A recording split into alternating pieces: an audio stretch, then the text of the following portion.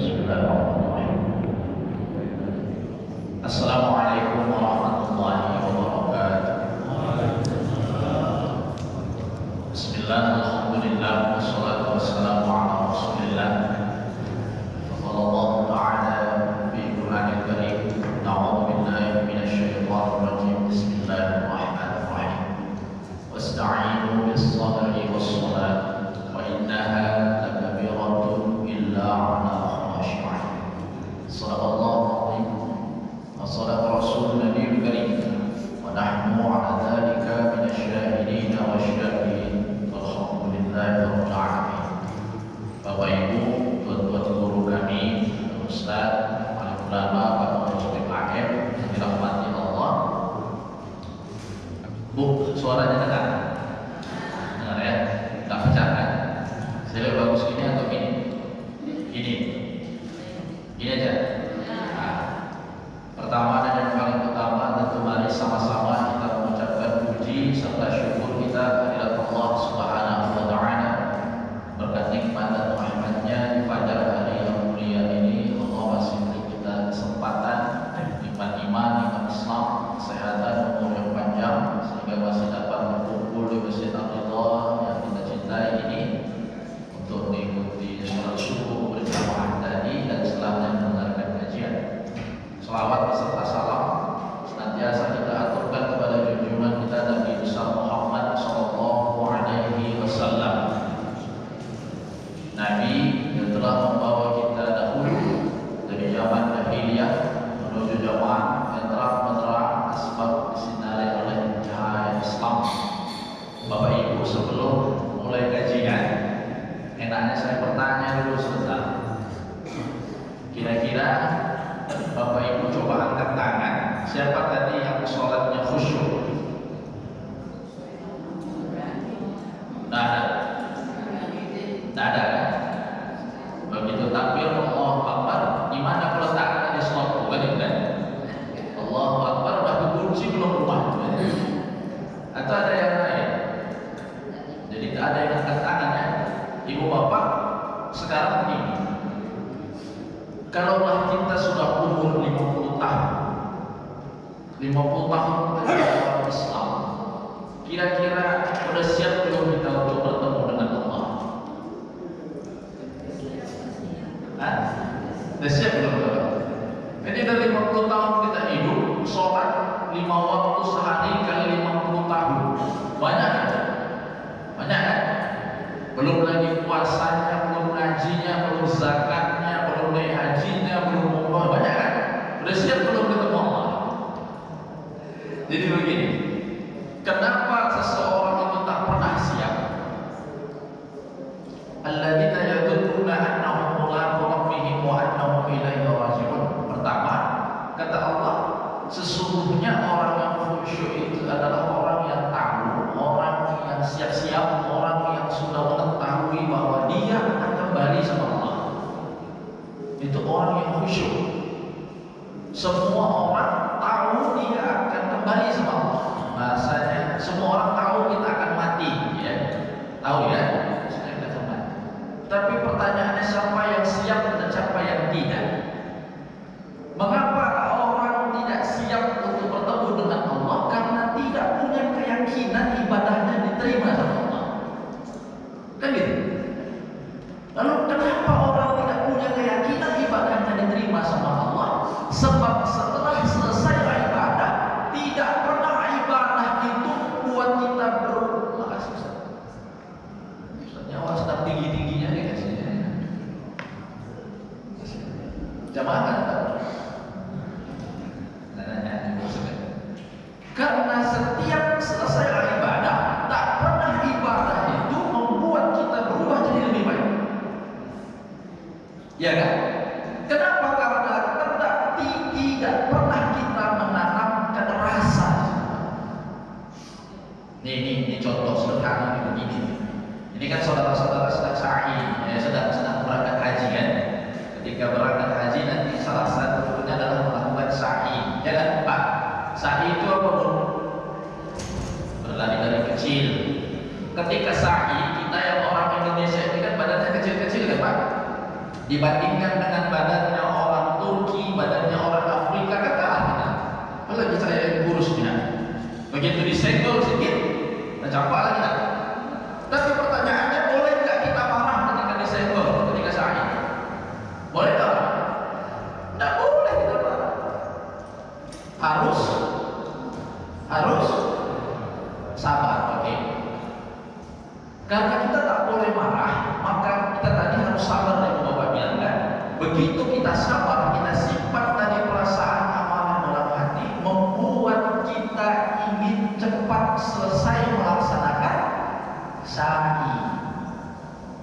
Akhirnya kita kehilangan zuhud dalam melaksanakan sa'i.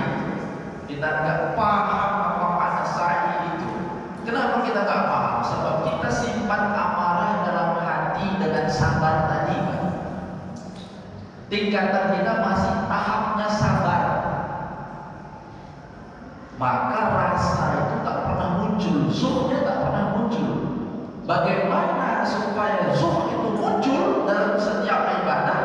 Tahapan kita jangan sampai disabar, tapi sampai di memaafkan. Beda kan? Beda kan begini?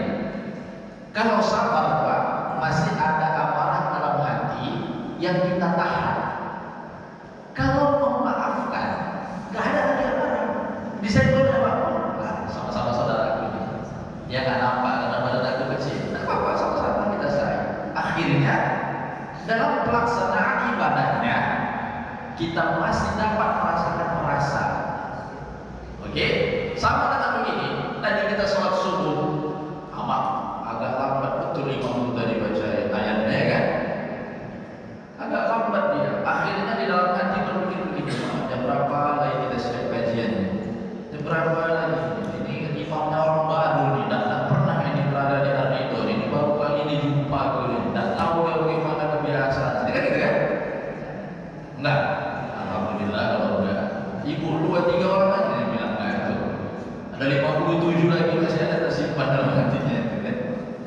Jadi begitu, kehilangan rasa, Pak. Kita tak dapat zuhud dalam setiap selesai ibadah kita, sehingga tak ada dampaknya untuk diri. Ini kalimatnya ekstrimnya begini. Orang yang sholatnya betul, orang yang ibadahnya benar, itu pasti sosialnya bagus. Lebih ekstrim lagi, orang yang habis sholat wajahnya masih berkerut, suntuk dia, berarti sholatnya tak betul. Karena ibadah itu fitrahnya menyenangkan, Pak. Fitrahnya itu menyenangkan, meringankan, menyenangkan gitu. Ini contohnya, meringankan itu begini dia. Saya pernah itu beli sate di depan masjid Tuba di samping Ulul Ilmi UI ini. Jadi tukang sate itu baru keluar dari rumah. Saya beli satu porsi harganya 9.000. Gantung betul loh harganya 9.000. Apa enggak 10.000 gitu kan? 9.000 saya beli. Begitu saya bayar, uang saya selembar uang 100.000. Lalu dia bilang begini, Pak, nggak ada balik saya ini. Udahlah saya sedekahkan aja sama bapak sate itu. Gitu. Dalam hati saya kan, awak datang naik mobil pakai awak bagus, disedekahi sama tukang sate. Gara-gara dia tak pernah balik, Pak. Paham ibu maksudnya? Dia tak mau mencari ribet, dia mau cari pahala. Udah memudahkan dia aja, udah saya sedekahi sama bapak. Enggak Pak, saya mau bayar nggak bisa, bapak saya sedekahi. Gitu. Akhirnya saya beli satenya satu lagi, supaya dia tak sedekah. Saya beli satu lagi, Pak, menurut bapak satu lagi, Pak. Begitu saya kasih orang dan saya tak ada baliknya, Pak. Ya udahlah sama bapak aja lah saja. Tahu Bapak Ibu apa maksudnya? Dia itu ingin memudahkan dirinya. Karena memang hakikat dari perbuatan baik dan hakikat dari ibadah itu memudahkan. Jadi ibu bapak kalau setelah sholat tidak merasa termudahkan, berarti ada yang salah. Ada yang salah itu. Makanya wasta'inu bis-sabri was-shalah wa innaha lakabiratun illa 'alal khashi'in. ya, ini kaidahnya ya. Allah memulai ayat ini dengan wasta'inu. Wasta'inu itu artinya adukan padaku. Kenapa Allah memulai ayat dengan kalimat adukan padaku? Apa tafsirnya? Ternyata orang tafsir katakan begini, ada isyarat dari Allah. Orang yang mau capai derajat khusyuk itu pasti punya banyak masalah. Ada yang masalah kesehatan, ada yang masalah hanya ekonomi, ada yang masalah keluarga, ada yang masalah pekerjaan, macam lah. Kan gitu kan? Maka kata Allah wasta'in, adukan padaku. Kenapa Allah masuk katakan adukan padaku? Ternyata ada hubungan erat di situ. Ini sama dengan begini, Pak. Bapak Ibu punya anak kecil, umur kelas 3 SD lah, kelas 3 SD. Dia pulang dari sekolahnya, kebetulan dia perempuan. Dari jendela rumah udah nampak kita, dia dari jauh di seletnya, atas itu jilbabnya compang-camping, mukanya suku aja begini. Kira-kira di dalam rumah ibu udah berkata apa ya? Ini anak pasti punya masalah, ya kan? Kalau tak PR-nya nggak siap, dimarah di gurunya, uang jajannya hilang, jatuh di jalan atau digangguin kawannya, ya kan? Pasti berpikiran gitu kan? Anak awal pulang. Begitu dia buka pintu rumah, kira-kira apa yang ibu bilang pertama kali? Kenapa? Kenapa?